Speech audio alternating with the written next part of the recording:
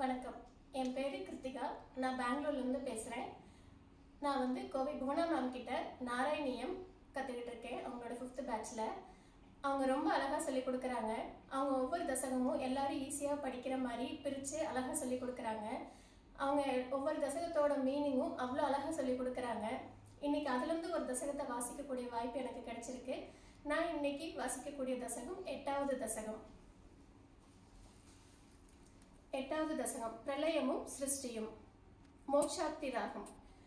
ஏவம் தாவத் ப்ராக்ருத பிரக்ஷயாந்தே பிராக்மே கல்பே ஹ்யாதிமே லப்த ஜன்மா பிரக்மா பூயஸ்த்வத்த ஏவாப்ய வேதம் சிருஷ்டிம் சக்ரே பூர்வ கல்போபமானாம் சோயம் சதுர்யுக சஹஸ்ரமிதான்யஹானி दावन्मिदाश्चरजनीर्बहुसो निनाय नित्रात्यसौ त्वदिनिलीय समं स्वस्तैः नैमित्तिः प्रलयमाहुरतोऽस्य रात्रिम् अस्मातृसां पुनरहर्मुखकृत्य तुल्यां सृष्टिं करोत्यनुदिनं स भवत्प्रसादात् प्राक्मकल्पजनसां च परायुसां तु सुप्त प्रबोधन समास्ति तदा वृसिष्टिः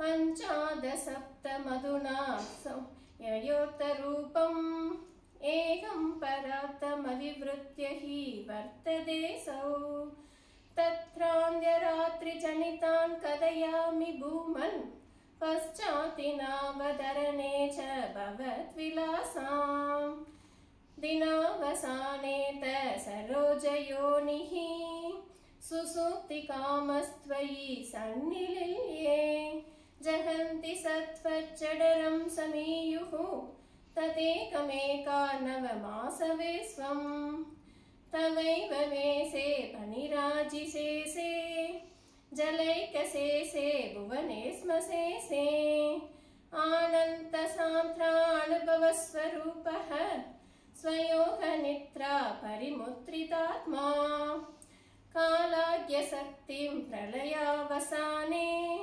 प्रबोधयेत्यादि सदा किलातौ द्वया प्रसुप्तं परिसुप्तशक्ति व्रजेन तत्राखिल जीवताम्ना चतुर्युगानां च सहस्रमेवं द्वयि प्रसुप्ते पुनरद्वितीये कालाग्यशक्ति प्रथमप्रबुद्धा प्रभाबोदयत्वां किल विश्वनाथ विभूत्यसत्त्वं जलकर्पसायिन् विलोक्य लोकान् अखिलान् प्रलीनान् देष्वेव सूक्ष्मात्मदया निजान्तः स्थितेषु विश्वेषु तथा दृष्टिं तदस्वदीया तयिनाभिरन्ध्रान् उदञ्चितं किञ्चन दिव्यपद्मं निलीननिशेषपदार्थमाला संक्षेपरूपं मुकुलायमानं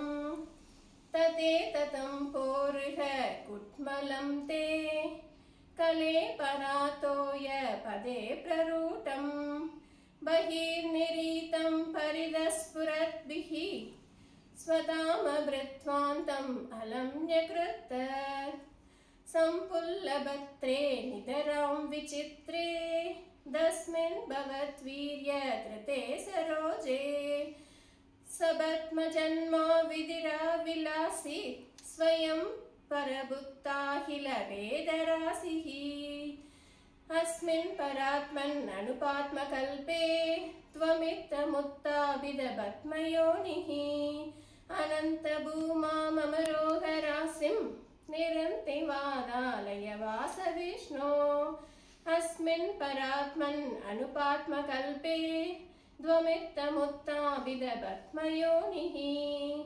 अनन्तभूमामरोहरासिं निरन्ति वादालय वासविष्णो अस्मिन् परात्मन् अनुपात्मकल्पे त्वमित्तमुत्ताभिदपद्मयोनिः अनन्तभूमामरोहरासिं निरन्ति वादालय वासविष्णो श्रीहरये नमः। नारायणाखिल गुरु भगवन् नमस्ते सर्वत्र गोविंद नाम संकीर्तनम गोविंदा